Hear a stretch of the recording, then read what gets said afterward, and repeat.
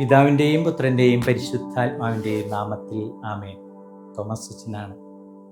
എന്നെ ശ്രവിച്ചുകൊണ്ടിരിക്കുന്ന പ്രിയ മാതാപിതാക്കളെ, സുഹൃത്തുക്കളെ, സകലരുമേ, സ്നേഹത്തെക്കുറിച്ചുള്ള 4ാമത്തെ സന്ദേശമാണിത്. പരിശുദ്ധ പിതാക്കന്മാർ ഹൃദയമാണ് എല്ലാത്തിനും നമ്മളെ പ്രേരിപ്പിക്കുന്നത് എന്നുള്ള സ്നേഹത്തിൻ്റെ 2 ചാക്രിക ലേഖനങ്ങൾ ഉദ്ധരിച്ചുകൊണ്ട് നമ്മൾ ആദ്യത്തെ സന്ദേശം കേട്ടു. എന്തുകൊണ്ടാണ് നമുക്ക് പൂർണ്ണമായിട്ടും നമ്മൾക്ക് സ്നേഹിക്കാൻ സാധിക്കാത്തത്? എറിക് എറിക്സൻ്റെ 8 ഘട്ടങ്ങളെക്കുറിച്ച് നമ്മൾ കേട്ടു. സ്നേഹ യഥാർത്ഥത്തിൽ എന്താണ്, അറ്റാച്ച്മെൻ്റ് എന്താണ് എന്ന് കാൾ യുങ് എങ്ങനെയാണ് പറയുന്നതെന്ന് നമ്മൾ മനസ്സിലാക്കി. ഇന്ന് വീണ്ടും സിഗ്മണ്ട് ഫ്രോയിഡ് 1875 1961 കാലഘട്ടങ്ങളിൽ അദ്ദേഹത്തിൻ്റെ സ്നേഹത്തെക്കുറിച്ചുള്ള പ്രതിപാദനങ്ങളാണ് നമ്മൾ ഇന്ന് കേൾക്കാനായിട്ട് പോകുന്നത് ഈ സന്ദേശത്തിലൂടെ. അദ്ദേഹം earthly love and heavenly love, അതായത് സ്വർഗീയ സ്നേഹവും ഭൂമിയിലെ മാനുഷിക സ്നേഹത്തെക്കുറിച്ച് പറയുന്നുണ്ട്. അരിസ്റ്റോട്ടിലും പ്ലേറ്റോവും പറയുന്നുണ്ട് rational love based on values and mutual understanding എന്ന് പറയുന്നത് നമ്മുടെ ബുദ്ധിപരമായിട്ടുള്ള വൈകാരികതകൾ, എമോഷൻസ്, അത് നമ്മുടെ മൂല്യങ്ങളെയും അതുപോലെ നമ്മളുടെ പരസ്പര മനസ്സിലാക്കലിനെയും ആശ്രയിച്ചാണ് ഇരിക്കുന്നതെന്ന് പറയുന്നത്.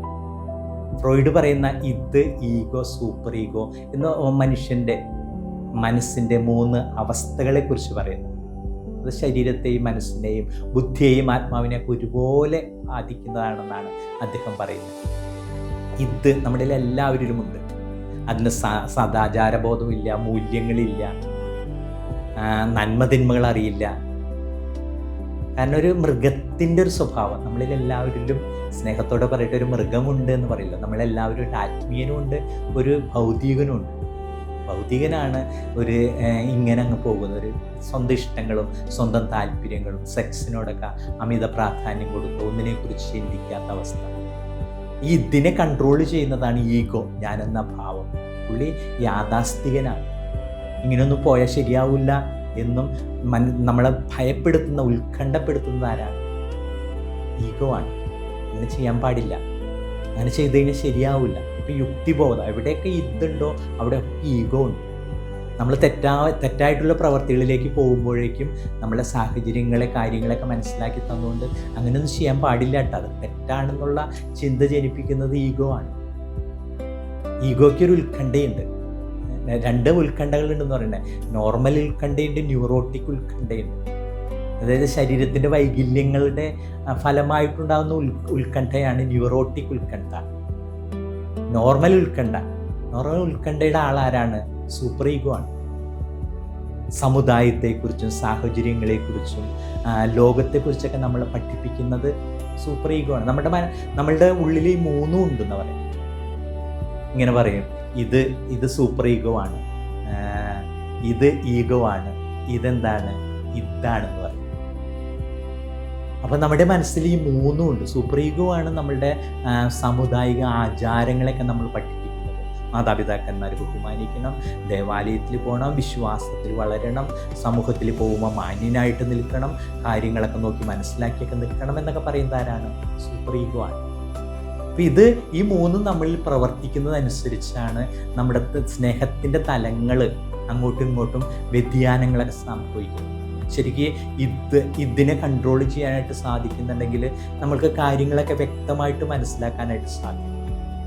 അപ്പം സ്നേഹത്തിന് നമുക്ക് യഥാർത്ഥത്തിൽ നമുക്ക് സ്നേഹിതരായിട്ട് തീരാനായിട്ട് മത്തായിയുടെ സുവിശേഷം 22-ാം അധ്യായം 37-39 വാക്യങ്ങളിൽ ചോദിക്കുന്നില്ലേ? പരിസര യഥാർത്ഥത്തിൽ ഞാൻ നിയമത്തെ വന്ന് ചോദിക്കുന്നില്ല, എന്താണ് സ്നേഹം? അപ്പം നിന്റെ ദൈവമായ കർത്താവിനെ പൂർണ്ണ ഹൃദയത്തോടും പൂർണ്ണ മനസ്സോടും പൂർണ്ണ ആത്മാവോടും സർവ്വശക്തിയോടും കൂടി സ്നേഹിക്കുക, നിന്നെപ്പോലെ നിന്റെ അയൽക്കാരനെയും. യാക്കോബ് ശ്ലീഹ തൻ്റെ ലേഖനം 2:18 പറയുന്നുണ്ട്, സ്നേഹവും പ്രവൃത്തിയും ഒന്നായിട്ട് പോകുന്നതാണ്.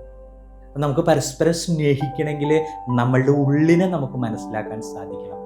നമ്മുടെ ഉള്ളിൽ ഇത് എന്ന ആരെയും കൂട്ടാക്കാത്ത, മൂല്യങ്ങൾക്ക് പ്രാധാന്യം കൊടുക്കാത്തൊരു വ്യക്തിക്കാണ് നമ്മുടെ ഉള്ളിൽ സ്ഥാനം കൂടുതലാണോ? അതോ നമ്മൾക്ക് സമുദായത്തിന് സമൂഹത്തിന് വേണ്ടി ജീവിക്കണം എന്നുള്ള തീക്ഷ്ണമായിട്ടുള്ള ആഗ്രഹത്തോടെ ജീവിക്കുന്ന വ്യക്തിയാണ്, സൂപ്പർ ഈഗോയുടെ ആൾക്കാരാണ് നമ്മൾ?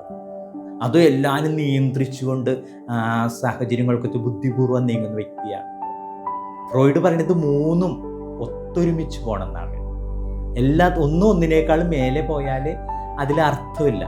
കാരണം എന്ന് വെച്ച് കഴിഞ്ഞാൽ അപ്പോൾ നമ്മൾ സൂപ്പർ ഈഗോയുടെ ആൾക്കാർ മാത്രമാകുള്ളൂ. മൂല്യങ്ങൾ മാത്രം, ഞാൻ, എൻ്റെ മൂല്യങ്ങൾ, എൻ്റെ സമുദായം, എൻ്റെ കുടുംബം, അതിൽ നിന്ന് വ്യത്യസ്തമായിട്ട് നമ്മൾ സ്നേഹിക്കുന്നവരാകണമെങ്കിൽ ഇതും ഈഗോ, സൂപ്പർ ഈഗോ ഒക്കെ ഒരുമിച്ച് പോകണം എന്ന് പറയുന്നത്. ഞാൻ നിങ്ങളെ സ്നേഹിച്ചതുപോലെ നിങ്ങളും പരസ്പരം സ്നേഹിക്കണം എന്നുള്ള ഈശോയുടെ തത്വം നമ്മുടെ ജീവിതത്തിൽ ഫലപ്രദമാക്കാനായിട്ട് സർവേശ്വരൻ തന്നെ നമ്മെ സൃഷ്ടിച്ച് നമ്മെ പരിപാലിക്കുന്ന അവിടുത്തെ ശ്വാസങ്ങളായ നമ്മെ തന്നെ സർവേശ്വരൻ തന്നെ അനുഗ്രഹിക്കട്ടെ എന്ന് പ്രാർത്ഥിക്കുന്നു.